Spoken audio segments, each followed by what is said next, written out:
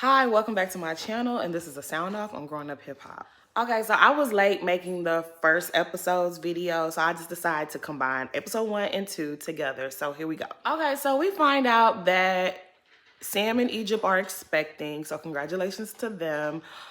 They just purchased a new home. They're doing some remodeling. Pep stops by to see Egypt and Sam and to let Egypt know that she's going on tour with her. And Sam is a little butthurt because he's not going to be a part of it. It's just Egypt. And every time he does these little moments, I'll be trying not to be on the Sam hate train, but it's just, he weirds me out. It's like he wishes so badly he could be Egypt. It just always seems like he is more excited about having a connection to Pep and Tretch than he is in love with Egypt. And that's just, it's hard not to see that. I don't know. So we do see later on in the episode that Tretch summons Sam to a sit down, a get your mind right lecture. And he's just letting them know, like, okay, y'all been playing around for a long time. Y'all been going to stay with Pep when y'all need. Y'all been, jumping from here to there. Y'all are about to bring another life into this world.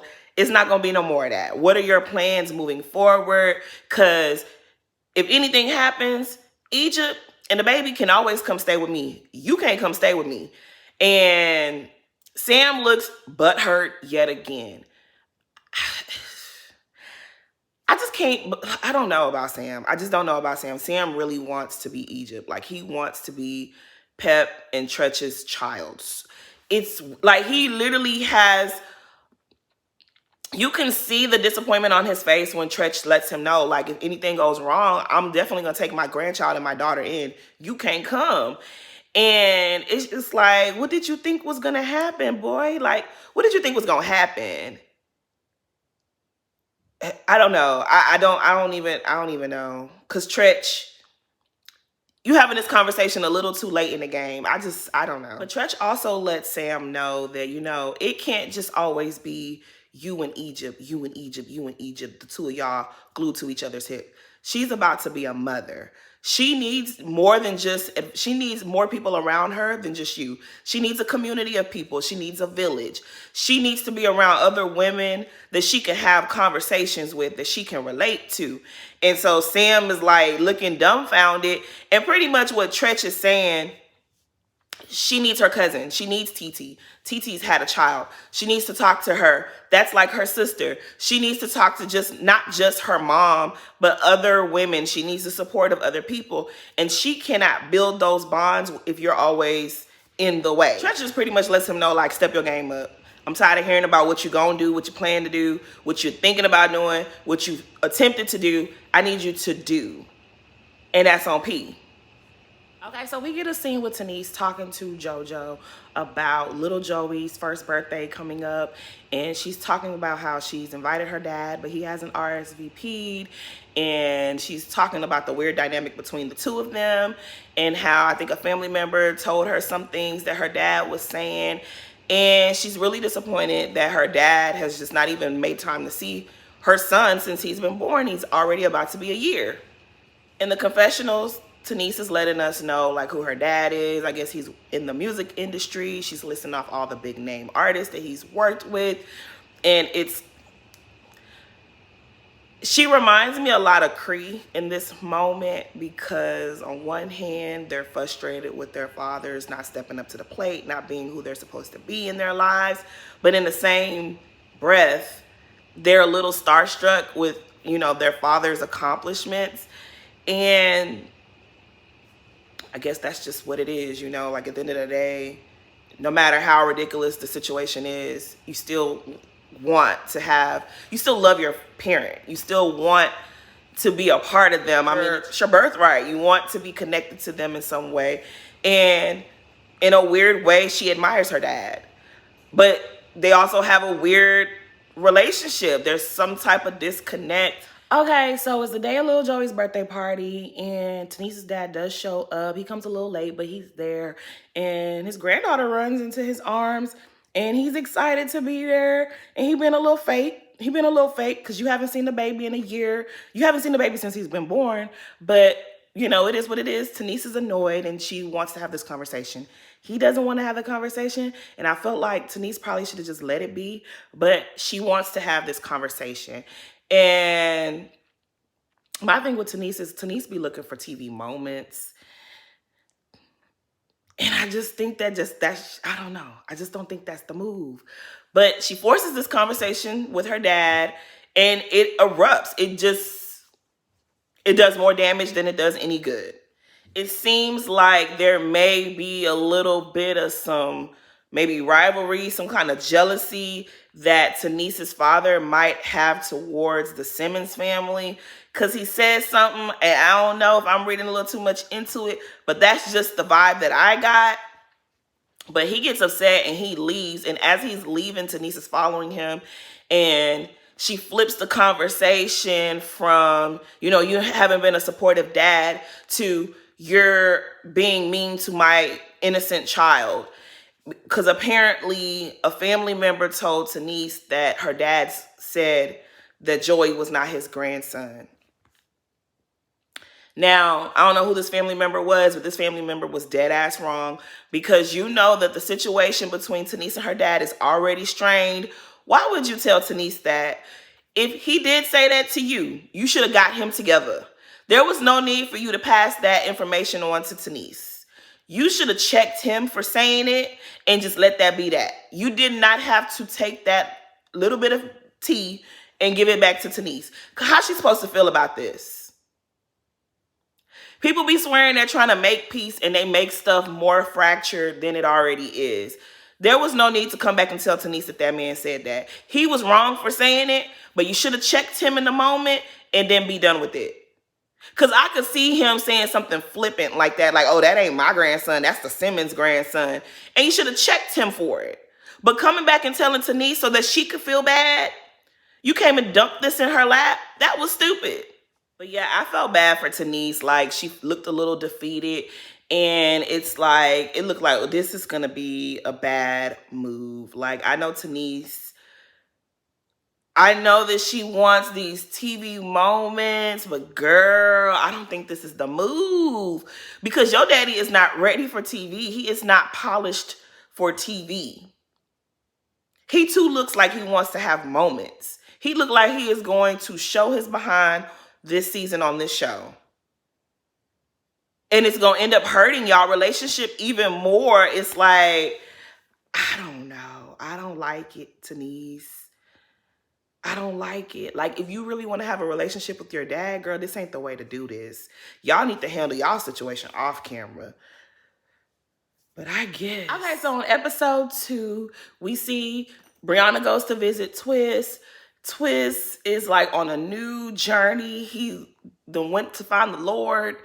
But he is kind of trying to change his ways. But we'll find out later on that his girlfriend broke up with him because he was cheating on her. And I think that's what prompted him to find the Lord. Maybe, I don't know. Twist is, you know, Twist is a free spirit. Bree is trying to give him a get your mind right lecture. He don't want to hear it. And she's letting her know, like, you know, that girl, she was a good one. Like, I like her, and you know I don't like nobody. You really messed that up, and you better fix it, and fix it soon before she's completely done with you. He don't want to hear none of that. He want to play victim. You know how they do. You know how these men are.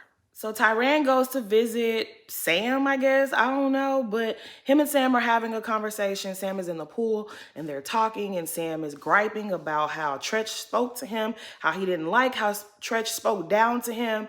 And it was like, Tyran was like, okay, well, you know, you're being real sensitive. Like, the man's telling you what he got to tell you. That's just how my dad is. And Sam doesn't. The more I hear, like, the more that I'm watching this, it's just like Sam really doesn't do well with people telling him the truth. He doesn't do well with rejection. That's a lot. That's a lot. Like, I can't, oh Lord, please don't send me no in-laws that's like Sam or like Melissa Gorga. Because I can't, I won't, I don't have it to give to you. Like, I just don't. He's a lot of work. Like, Egypt is so easy going, and then she went and married. Oh, my God. Well, that's who she chose. But Tyran is just saying to him, like, you know what? If you didn't like what he said, prove him wrong. handle your business like a man and prove them wrong. And that's really all you need to do. Like, if you really believe in yourself and you got this under control, then just move accordingly. Why all this drama?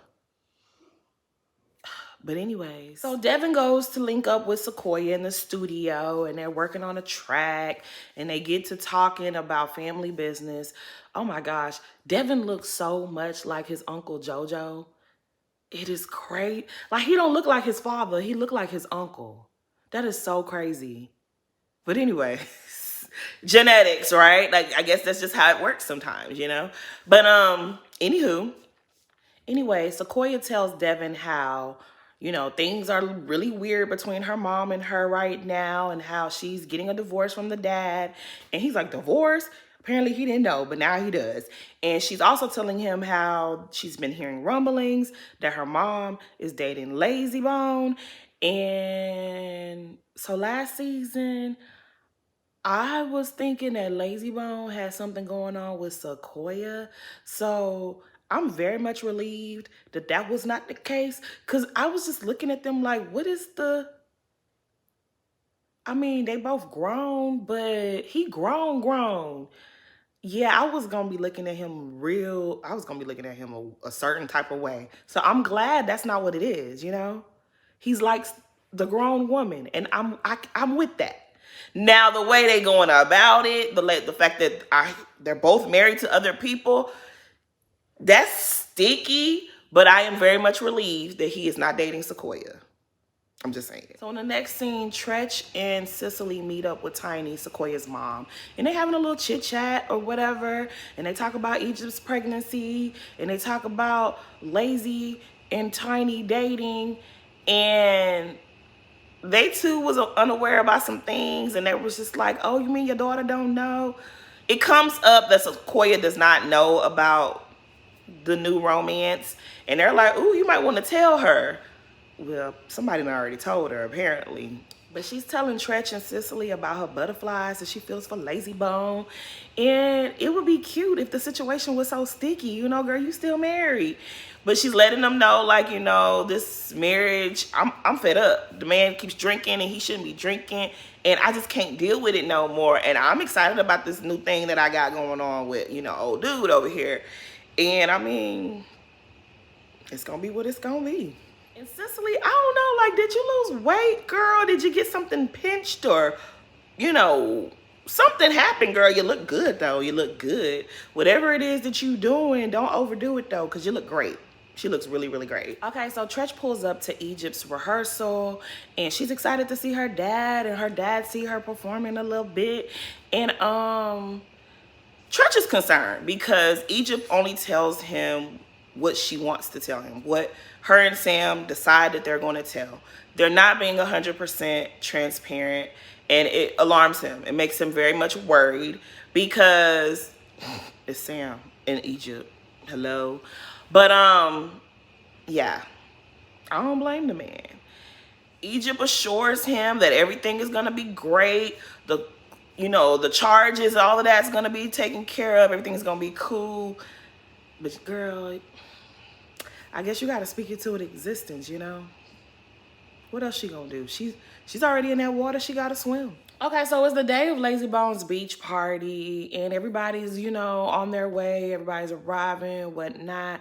I find it a little weird that he's having a beach party with all the young people. Like, wait. I mean, I know it's not a lot of parents really on the show like that. I guess, child, they had to shoot the scene. They had to have something. So let me not dissect it a little too much, okay? Let me just leave them people alone. They had a party, and of course, Lil E and Aaliyah, they show up first because, you know, he can't miss the mess. He is the Giselle of this show. But they show up or whatever, and they catch Tiny and Lazy in a little cute little, you know, kissy face moment. They weren't kissing, but they was kind of close to, they wasn't kissing, but they was a little, you know, it was very obvious that they're a thing. So Sequoia gets to the party, and her mom greets her, and she gives her mom the cold shoulder, and I thought that was very rude. I don't like that. I don't like that at all. Yeah, I didn't like that. That was weird for me. You know, Lil E, he wastes no time dropping the little bit of information. He makes sure to let Sequoia know that he knows that her mama and Lazy, they got something going on. Him and Aaliyah walked in on something, and then Aaliyah, she just like her man. She just like her man. She's saying some stuff too, and then he kind of like signaling her to shut up. But it was like, bro, you started the conversation. She just was following your lead. So Sequoia goes outside to, you know, get some fresh air. Her mom is out there. She confronts her mom about what she's hearing. And her mom is like, yeah, there's some things I've been keeping from you. I do need to talk to you, but this is not the time. Today is not the day. This is not the setting. Let's do this another time. And that's when I started to understand Sequoia's anger. Like, okay, it's bad enough that you and my dad are splitting up, and then but she's also keeping her distance from Sequoia. So it's a lot of things happening at, you know, it's a lot happening at one time. And then on top of that too, I'm sure there's some other detail that we just don't know yet. Maybe we'll find out later on in the season. Maybe we won't. But something else is going on. Cause it's like the way she is angry with her mom, and the mom knows she wrong. The mom knows she wrong because usually your mama will like check you for having a rude, you know, for having a rude countenance with her. She gonna check you. So the fact that the mom knows that I don't know. Something more is happening that we're not seeing. But why would you be distanced from your child? Like, that's not cool. So now I'm starting to understand a little bit why Sequoia's upset. But I know there's more to this story. Sequoia walks away, and Vanessa and TT and another young lady are comforting her and just talking to her. And TT is saying in the confessional, like, girl, sometimes you do not want to know what grown folks are up to. You want to stay out their business. And she's very much right. She is very right. Because there's some things going on, girl. You're just not prepared. You're just not prepared for this. Stay in your lane. Stay in your lane. Because what mama got going on, mama got to have a life too. So back inside, Brianna and Cree are having a nasty little exchange. And Cree gives Brianna a little rehearsed read, and Brianna's like, did you practice that? That shit was funny because it's very apparent that she did. And Brianna was like, girl, whatever, I'm not gonna give you no moment. She walks off and she says something, bitch. And Cree was like, what did you say? Brianna was like, bitch. And it was just like, now, Cree, you strike me as someone who stays very much prepared. I think you've been watching some of the other episodes. You should already know that Brianna is not going to back down to you. Somewhere in their exchange, she's upset because she says that Brianna was talking about her on Instagram Live. Now, Cree, you need to cut it out because you did interviews last season and you talked about Brianna. So if Brianna talks about you, what's y'all doing the same? Like, make it make sense for me. You're not innocent. She's not innocent. What are we upset about? She talked about you. You talked about her. Case closed. So Cree gets upset and she goes to the other ladies explaining what just took place, but she's forgetting that some of these women don't do you either. TT excuses herself and so does Sequoia because, girl, are you forgetting how you behaved last year? Child. Yeah, it's not looking too good for Cree. Cree, you have stuck yourself on an island. Like, yeah, you got the Simmons girls liking you, but they don't do drama. They don't do mess. They don't do beef. Like, they the bougie girls. They're not going to help you with your situation with Brianna. Like, and your other friend, maybe she may come back. Because, you know, WeTV, they be having surprises. Maybe Savannah will come back. Maybe Savannah will come back and be your backup. Because, girl, right now, you alone. Vanessa and Angela are not jumping fly with TT, Sequoia, or Brianna on your behalf. It's not going to happen. And I want to feel bad for Cree, but Cree just, I don't know. See, it was all good when y'all was picking on Sequoia and she was the outcast and nobody was fooling with her. And girl, now look how the tables have turned. So you got to be careful how you treat people. Because now Sequoia's on the inside and you're on the out. Sequoia cool with Vanessa. She cool with TT. She cool with Brianna. She even was talking to Aaliyah.